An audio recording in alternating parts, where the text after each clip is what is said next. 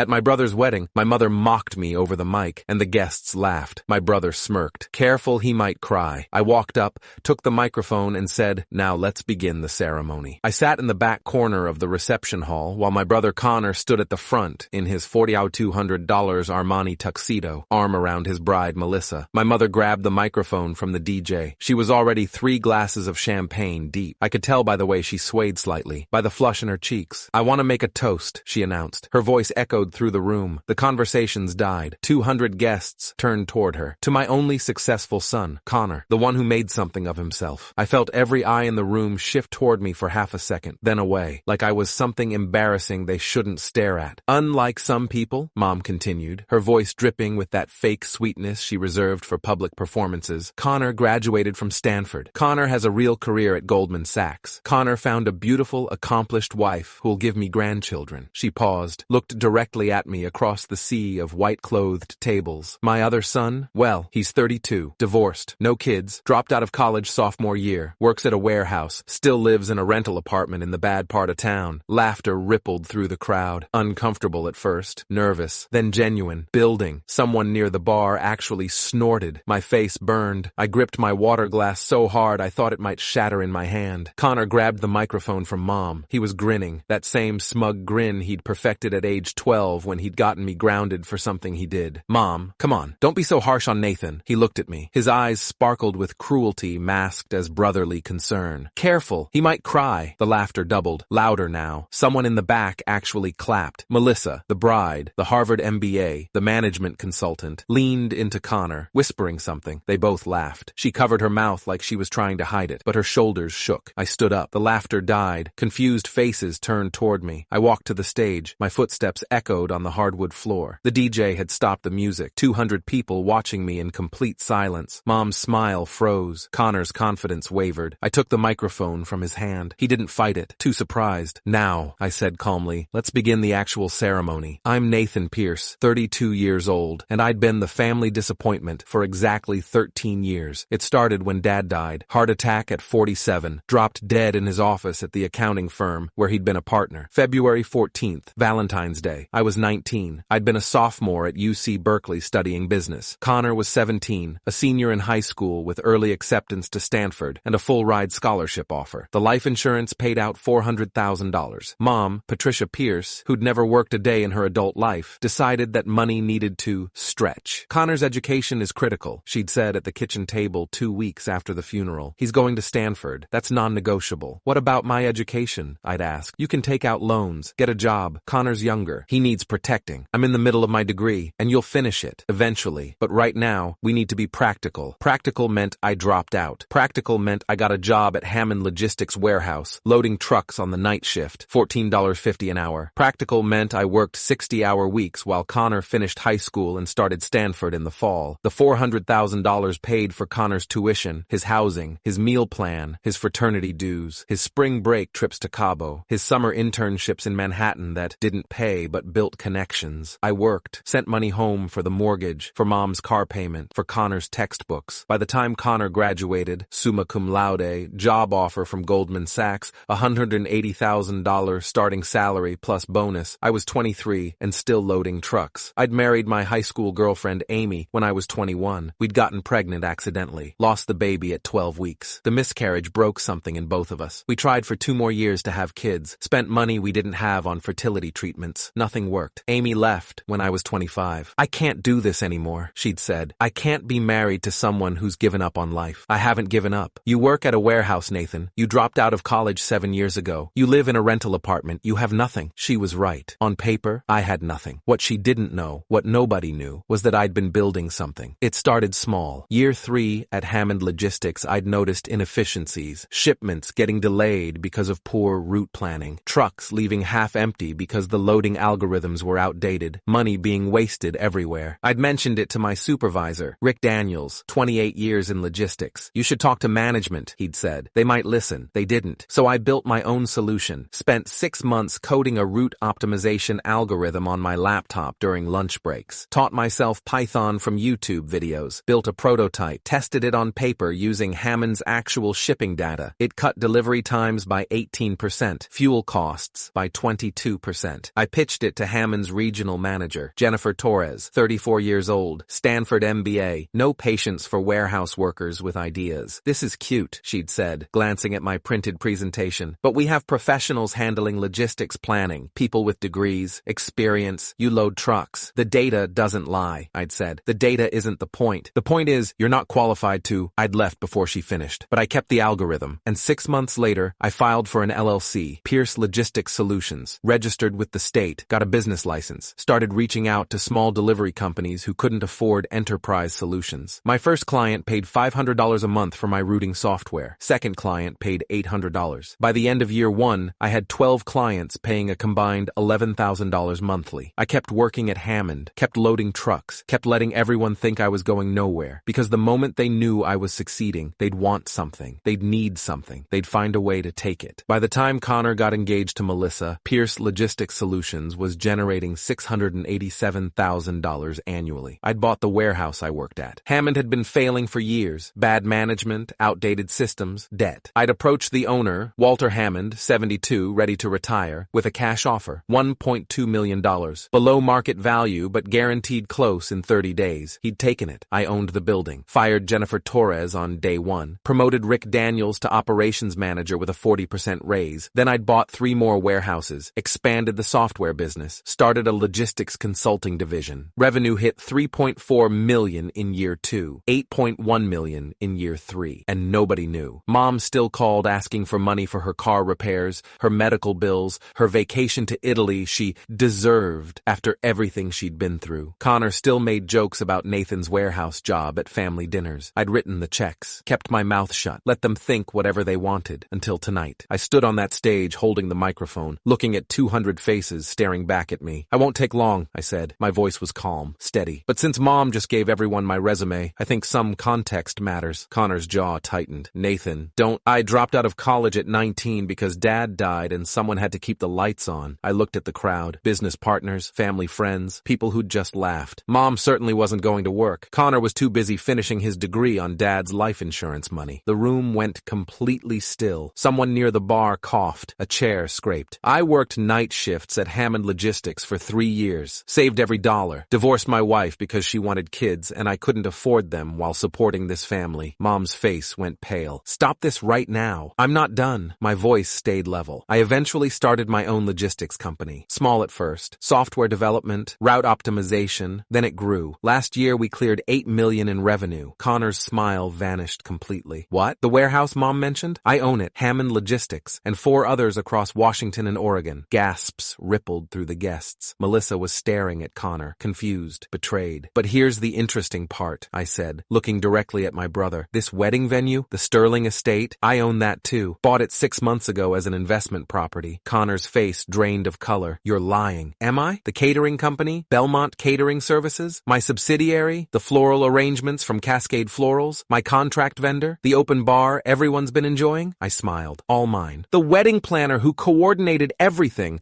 Rebecca Martinez, 15 years of event planning experience. She's on my payroll." Mom lunged for the microphone. I stepped back. "You didn't book this venue, Connor. I gave it to you, for free, because despite everything, you're still my brother." The bride, Melissa, the Harvard MBA who'd just laughed at me, looked at Connor with dawning horror. "You said you paid for this. You said the venue cost $30,000. You said—" "I did pay," Connor stammered. His face was red, sweating. "I mean, I thought I paid. The invoice said $500. I interrupted. "That was the booking fee, the deposit. The venue rental alone is $28,000. Catering is $32,000. Flowers are $8,000. Bar service is $12,000. Photography is $15,000. The string quartet that played during your ceremony, $7,000. I paused. Let the numbers sink in. Total cost? Just over $105,000. You paid $500. I covered the rest, anonymously. The room erupted in whispers, shocked faces, phones coming out. "Why?" Connor's voice cracked. "Why would you do that?" "Because I wanted to see if you'd thank the warehouse worker brother if you knew. Turns out you'd rather mock him in front of 200 people instead." I placed the microphone back on its stand. The feedback whined. "The ceremony can continue. Everything's paid for. The photographer will take your pictures. The DJ will play your first dance. The cake, the 6-tier custom design from Bellingham Bakery, will be cut on schedule." I looked at Connor one last time. "But when you look at your wedding photos in 5 years, I want you to remember exactly who paid for them. I started walking toward the exit. Mom finally found her voice. Wait, you can't just leave. You can't humiliate your brother like this. I can, I said without turning around. Because unlike you, I don't need an audience to feel important. Behind me, chaos erupted. Connor shouting, "This is my wedding.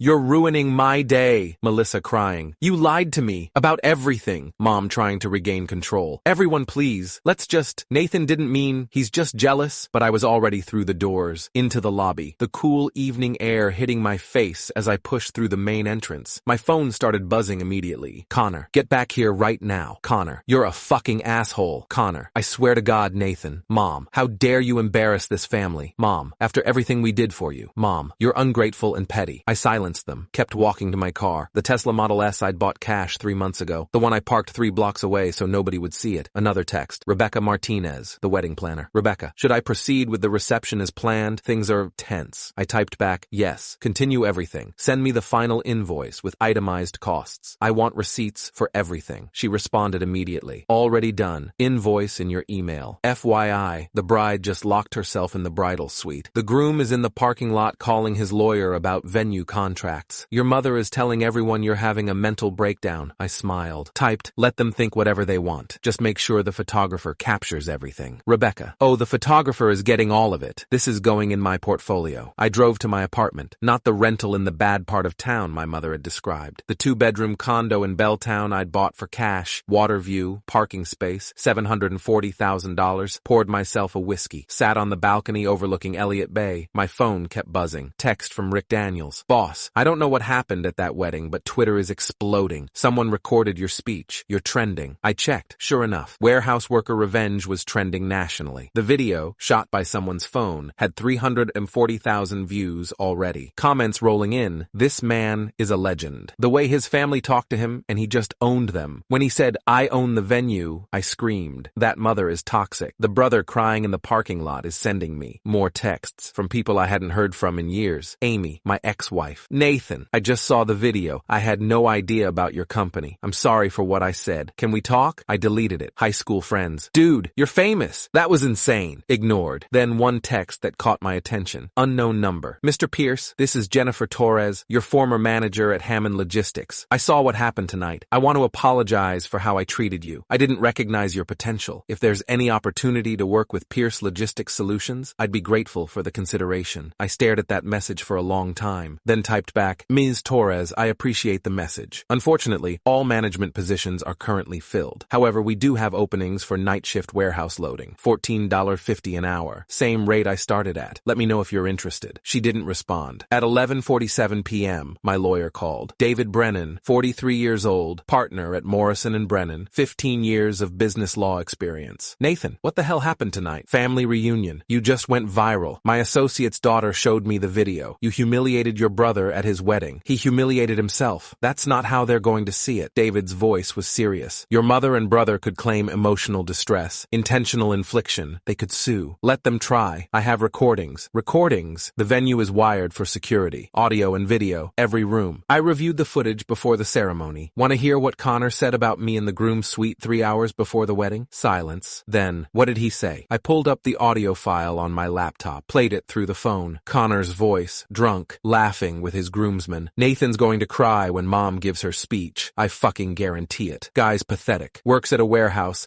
and acts like he's doing something important. Mom and I have a bet, over/under on how many minutes until he leaves." Groomsman, "That's harsh, dude." Connor, "It's reality. He's a loser. Always has been. Dad knew it too. Why do you think he left me the insurance money?" The audio cut off. David whistled low. "They planned this. Premeditated humiliation." "Yep, and you own the venue, so the recording is legal. Single-party consent state for audio, and it's your property for video." "Yep." "Nathan," David's voice shifted, became something else. Pride, maybe. "You magnificent bastard. If they sue, we'll bury them." "Good, but there's something else. This video, it's going to bring attention. Media attention. Competitor attention. You need to be ready for scrutiny. Make sure all your corporate documents are clean. Taxes filed. Contracts reviewed. Already done. I had Morrison & Brennan review everything 2 months ago. Remember? You billed me $47,000. "Oh, right. Yes." He paused. "You planned this." "I planned for possibilities. How long have you been planning this?" "Since the engagement announcement. Connor called me 6 months ago. Said he was getting married. Said mom wanted me to contribute to the wedding. I said I'd handle the venue. He assumed I meant I'd help pay. I didn't correct him. So you bought an entire wedding venue just to make a point? I bought it as an investment. The wedding was just a bonus feature. David laughed. Actually laughed. You're something else. Anything you need from me? Update my will. Connor and Mom are removed as beneficiaries. Everything goes to charity. St. Jude's Children's Research Hospital. Make sure it's ironclad. Done. I'll have it ready by Monday. We hung up. The next morning, I woke up to 847 new emails, media requests, business inquiries, random people congratulating me or cursing me out. One email stood out. From Melissa, the bride. Subject, I'm sorry, Nathan. I don't know if you'll read this. I wouldn't blame you if you deleted it. I'm sorry for laughing. I'm sorry for not stopping Connor. I'm sorry for being part of something so cruel. Connor lied to me about everything. About the wedding costs. About your relationship. About who you are. He told me you were bitter about his success. That you dropped out of college because you partied too much. That you were jealous. I believed him. I shouldn't have. I should have asked questions. I should have done my own research. We're getting the marriage annulled. I can't be with someone who treats family like that, who lies like that. I know this doesn't fix what happened, but I wanted you to know that you weren't wrong and your family was. Melissa. I read it 3 times. Didn't respond. Another email. From an address I didn't recognize. The subject line, proposal, tech acquisition. I opened it. Mr. Pierce. My name is Amanda Reeves, senior partner at Cascade Venture Partners. We specialize in logistics technology investments. I saw the video from your brother's wedding. Beyond the personal drama, I was struck by your comment about route optimization software and $8 million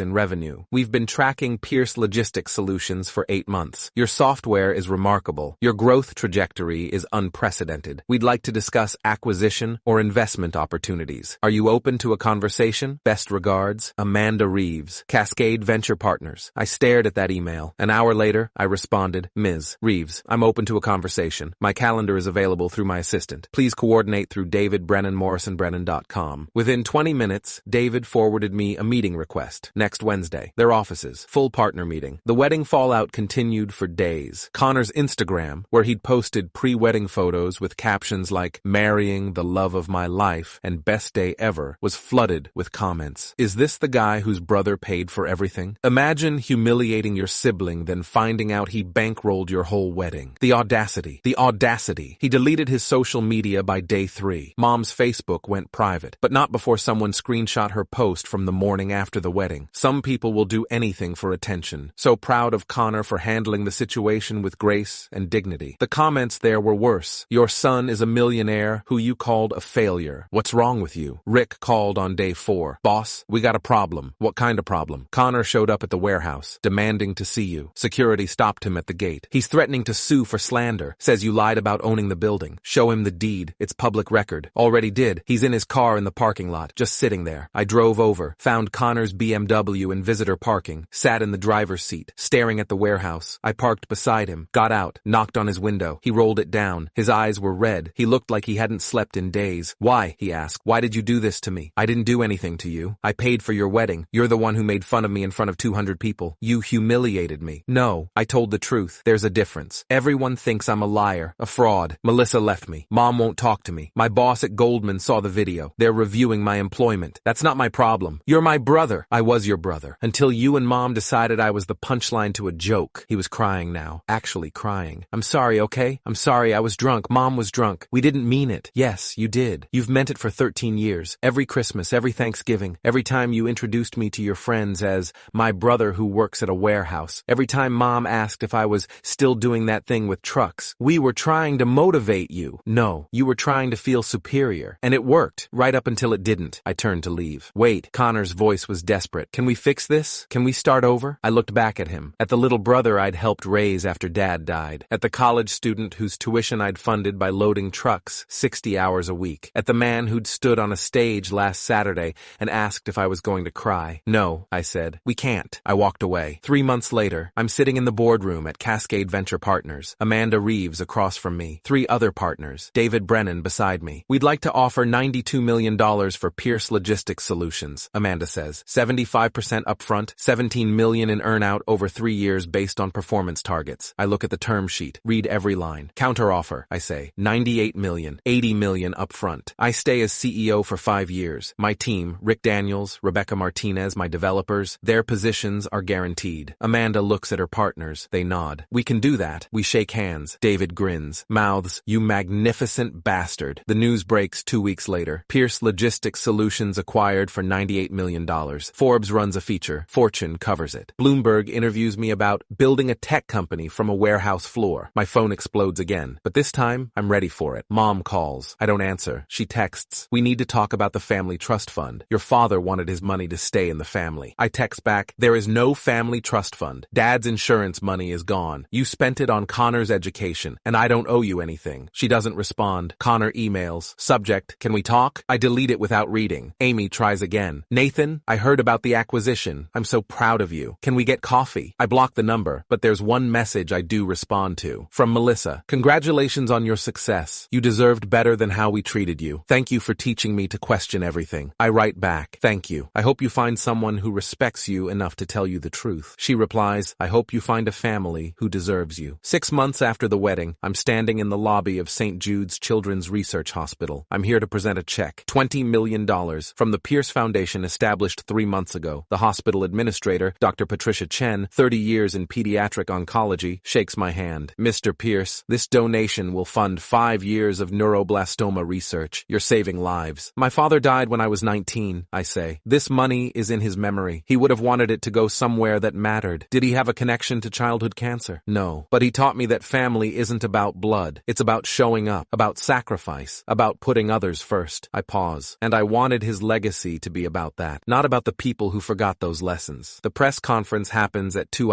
p.m. Cameras, questions, stories about the warehouse worker who became a tech millionaire. One reporter asks, "What happened to your family? Your brother Connor was trending on social media after your speech at his wedding. Have you reconciled?" "No," I say, "and we won't. Some relationships aren't worth saving." "Do you regret how you handled the situation?" I think about that, about the years of mocking, the humiliation, the laughter, about standing on that stage holding a microphone while 200 people watched, about Connor's face when I said I own the venue. "No," I say, "I don't regret it at all." 1 year later, the Sterling Estate, the wedding venue I bought, has been fully renovated. It's now one of the most sought-after event spaces in Washington State. Rebecca Martinez runs it. She's turned it into something special. I'm standing in the main hall where Connor's wedding happened. It looks different now, better. The decorations are updated. The lighting is warmer. Rebecca approaches. "We have 3 weddings booked this weekend, all repeat clients from referrals. The business is thriving." "Good. There's been one unusual request, though." She hesitates. "A woman named Patricia Pierce called. Says she's your mother. Wants to book the venue for a charity gala. Asked for the family discount." I almost laugh. "What did you tell her?" "That we don't offer discounts, and that the venue is fully booked for the next 18 months. "Good answer." Rebecca smiles. "For what it's worth, that video from Connor's wedding, it changed my life. I was working for a company that treated me like garbage. Watching you stand up for yourself gave me the courage to quit and go out on my own. Now I'm running this place, living my dream. I'm glad. So thank you for paying for a wedding that exposed who they really were, for showing me that success is the best revenge." I look around the hall, at the space where I was humiliated, where my family tried to break me, where I broke them instead. "It's not revenge," I say. "It's justice." Rebecca nods. "Even better." My phone buzzes. Text from Rick. "Boss, we got another acquisition offer. Tech giant wants our routing software. $340 million.